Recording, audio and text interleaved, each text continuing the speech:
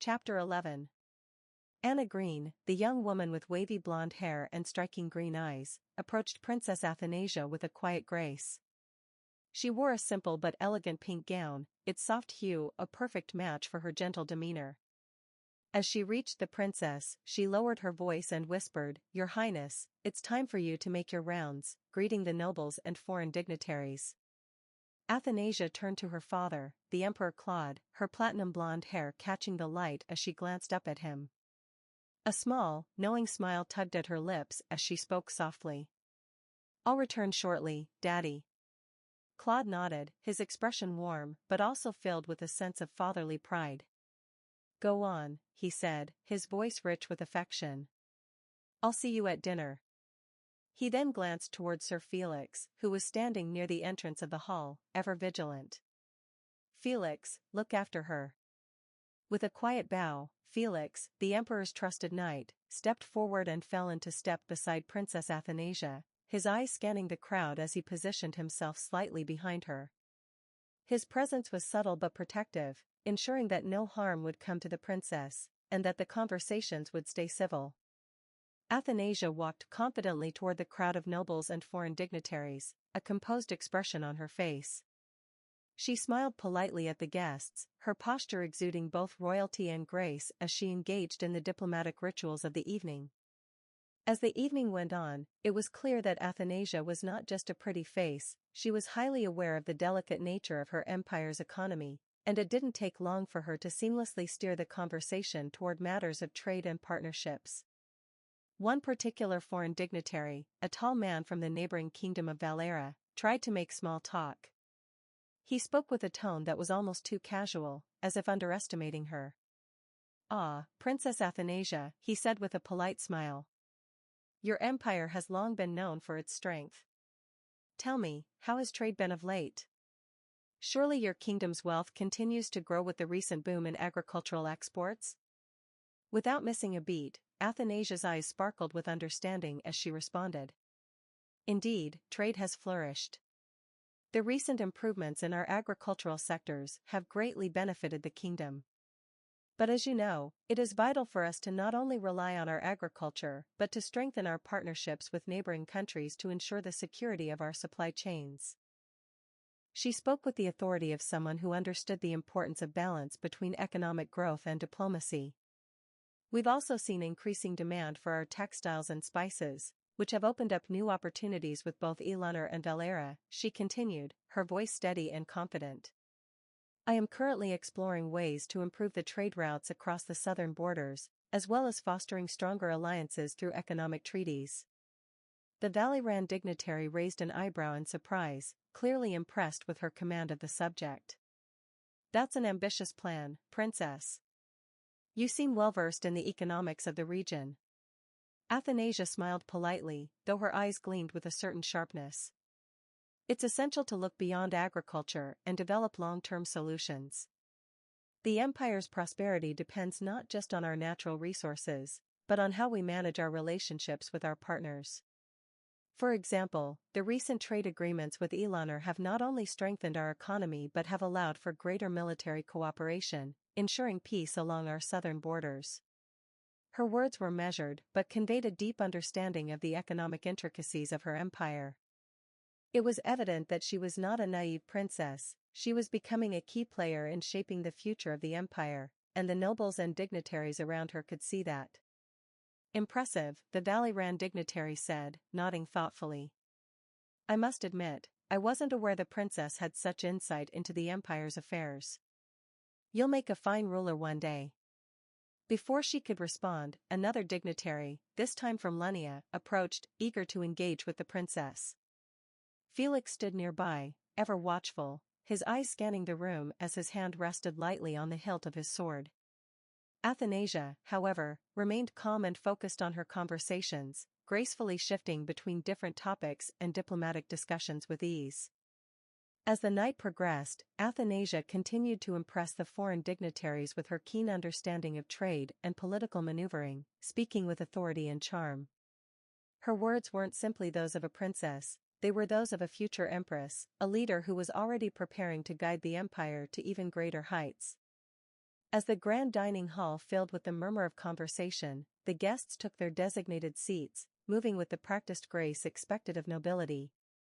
The long table was adorned with golden candelabras, their flickering light casting a warm glow over the extravagant spread of dishes, roasted pheasants, glazed fruits, spiced wines, and delicately arranged pastries.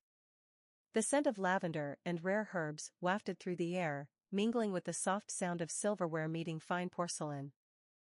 At the head of the table, Emperor Claude sat in his usual place, his sapphire eyes sharp and unwavering.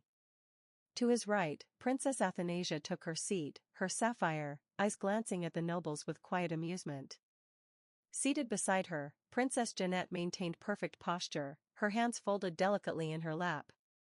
Though her expression remained polite, she could feel the unspoken judgment from the nobles, whispered words hidden behind wine cups, sidelong glances filled with barely veiled amusement. At Claude's left, high-ranking nobles and foreign dignitaries sat attentively, eager to partake in discussions about trade, politics, and alliances. Duke Alpheus and his son, Ezekiel, were positioned at the middle of the table, accompanied by Countess Rosalia, Jennette's aunt. Their presence was acknowledged but not overly emphasized, a subtle reminder of their status, important, but not quite at the emperor's inner circle. What truly caught the nobles' attention, however, was the presence of Lucas, the tower's young genius magician, seated right beside Jennette. A spot this close to royalty was a privilege reserved for highly influential figures. The nobles exchanged curious glances. Was he seated here on purpose? What was his significance? Strange, murmured Marquis Callan, swirling his wine thoughtfully. The magician boy is seated higher than some of the great noble houses. Perhaps the emperor has plans for him, another noble whispered behind a fan. He wouldn't place someone there without reason. Lucas, unfazed by the murmurs, sat with his usual detached demeanor, his ruby-red eyes scanning the room with sharp calculation. He didn't touch the fine dishes before him, nor did he engage in the nobles' idle chatter. Instead, he focused on Jennette, observing her with an unreadable expression. The conversation at the table flowed with measured ease, the emperor occasionally offering his thoughts on diplomatic matters while the nobles and foreign dignitaries listened with rapt attention. Athanasia, however, didn't just sit idly by. When the topic of trade relations with the kingdom of Elanor came up, she spoke with confidence. If Elanor seeks to increase its textile imports, then it would be wise for us to strengthen our control over the silk route, she said, her tone even but assertive. Expanding our reach would ensure that our merchants benefit first from the demand. A foreign dignitary, an ambassador from Elanor, nodded with interest. That is a sharp observation, Your Highness. However, wouldn't such a move put strain on your trade with Valera, considering their recent tariffs? Athanasia smiled, effortlessly countering, not if we restructure our trade agreements. Valera's tariffs primarily target raw materials. If we shift our focus to finished goods and negotiate a mutual taxation policy, both parties will see economic benefits without compromising our merchants' profits. The nobles murmured in approval. Sharp as ever, Duke Verlaine commented, sipping his wine. She truly is the emperor's daughter. Jennette, meanwhile, remained silent, her hands tightening slightly around her napkin. She had prepared for this evening, hoping to impress, yet she found herself overshadowed by Athanasia's effortless command over the conversation. The nobles no longer openly criticized her, but their smirks and knowing glances said everything. She was the lesser princess, a mere shadow. Countess Rosalia noticed this and subtly leaned toward her niece. "Speak up, Jennette," she whispered gently. "You've studied trade matters as well." Jennette hesitated before finally saying, she faltered as Lucas suddenly let out a quiet scoff. Her head turned slightly toward him, her crystal blue eyes meeting his piercing red gaze. He wasn't even looking at her, his eyes remained on his untouched plate, but there was an unmistakable air of disdain about him. Claude, noticing the interaction, spoke suddenly. "Lucas." His voice carried the weight of authority. "Is there something amusing about our discussion?" Lucas finally glanced up, his sharp eyes momentarily locking with the emperor's. "Not amusing, Your Majesty. Just predictable." His voice was calm but cool, indifferent in a way that made the nobles bristle. Athanasia tilted her head, intrigued. Predictable in what way? Lucas set his fork down with an almost lazy movement. The foreign dignitaries had been eyeing the silk route for years. It was only a matter of time before they proposed a deal. And, of course, Valera's tariffs are not a new problem, they'd been leveraging them for political advantage since last winter. The real question isn't how to negotiate trade agreements but rather how to keep control without making it obvious. A tense silence filled the air. The nobles did not appreciate his bluntness, yet the emperor seemed more amused than annoyed. Athanasia smirked. Then what would you suggest? Lucas leaned back in his chair.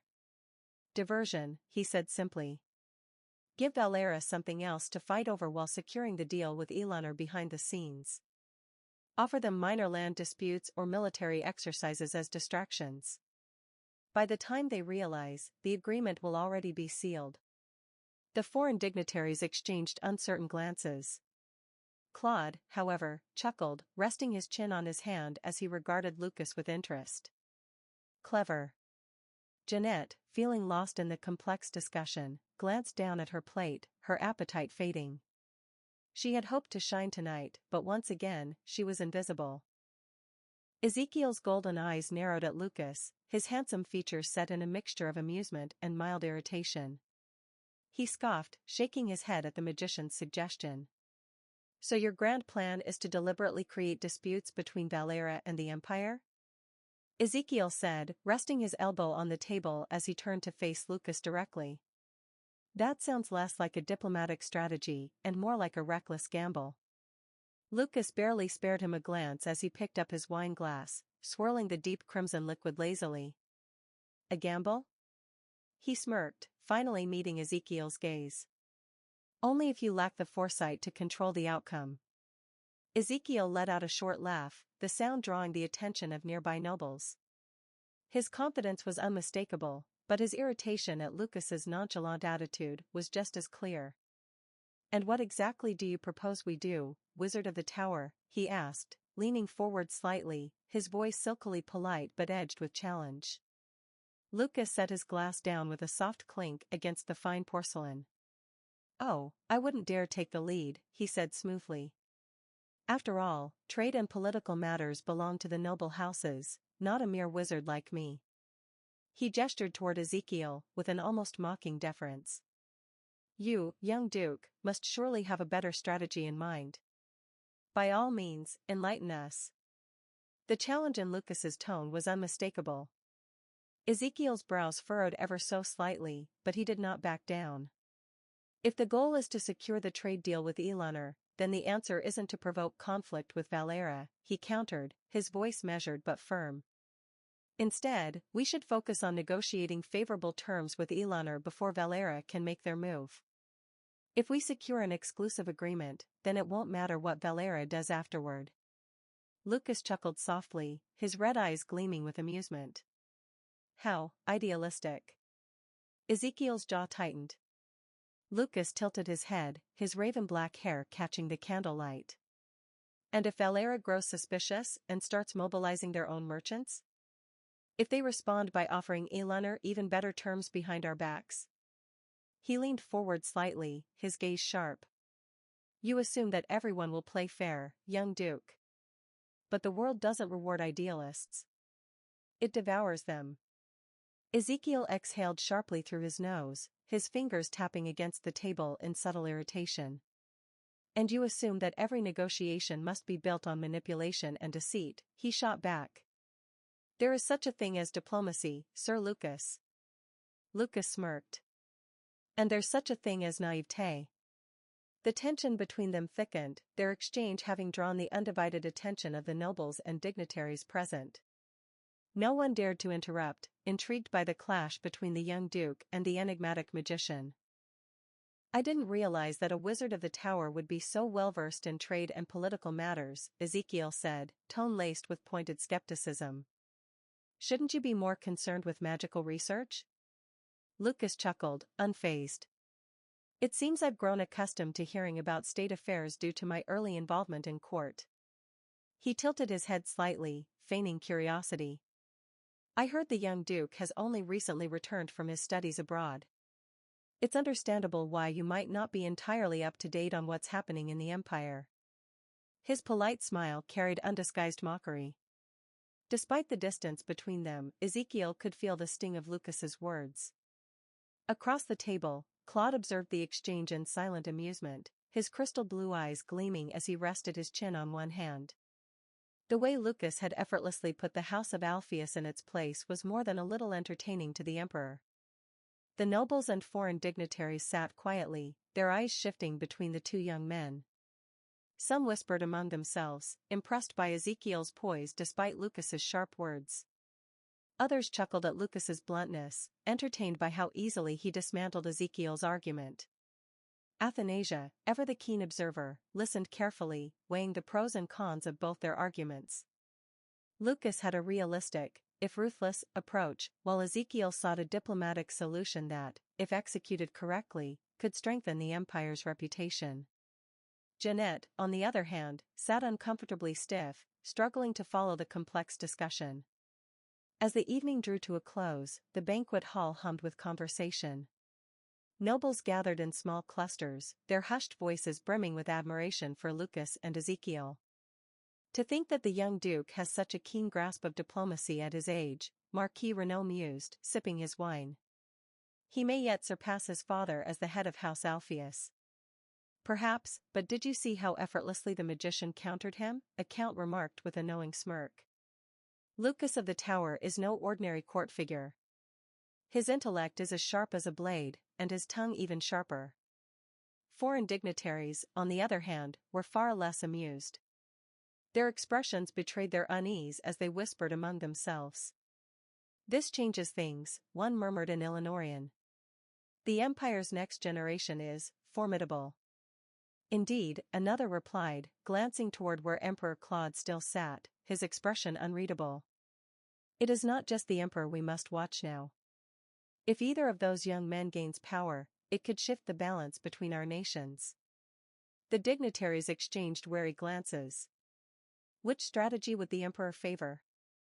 If he leaned toward Lucas's ruthless pragmatism, then tensions with other nations might rise. But if he found merit in Ezekiel's diplomatic approach, it could pave the way for more stable alliances. The uncertainty unsettled them. Meanwhile, at the center of the grand hall, Lucas stood completely at ease, his posture relaxed, yet his sharp eyes missed nothing. He knew exactly what was happening. These fools were debating over him and Ezekiel as if they were pieces on a chessboard. How amusing. Ezekiel, however, was more composed but no less aware. He could feel the weight of expectations settling on his shoulders. House Alpheus had long been the pillar of the Empire, and tonight, he had represented them on the grand stage. His father would expect him to capitalize on this momentum. Yet, as the nobles and dignitaries fixated on the two young men, the princesses were almost entirely forgotten. Athanasia, ever perceptive, simply sipped her tea, her expression neutral. She had expected this. Politics was a game of influence, and tonight, Lucas and Ezekiel had taken center stage. That was fine, for now. Jennette, on the other hand, felt uneasy. She had spent the evening trying to follow the conversation, trying to engage with the nobles as her aunt had instructed, but in the end, no one had paid her any real attention. Even now, as they discussed the events of the night, she was barely a footnote in their conversation. Countess Rosalia, seated beside her, tightened her grip on her wine glass, her green eyes dark with displeasure. The evening had not gone as she had hoped. If Jennette was to rise in station, she would need more than just royal blood, she needed power, influence, something that made her indispensable. Claude, meanwhile, remained silent, his fingers lazily drumming against the armrest of his chair. He had seen everything, heard everything. Lucas and Ezekiel had proven their worth tonight. But in the end, it was the Emperor's move that mattered most. The grand doors of the banquet hall finally swung open, signaling the official end of the evening. One by one, the guests departed, their minds buzzing with speculation. The Empire's future had become far more interesting than any of them had anticipated. Like, comment and subscribe to be notified for updates in the series.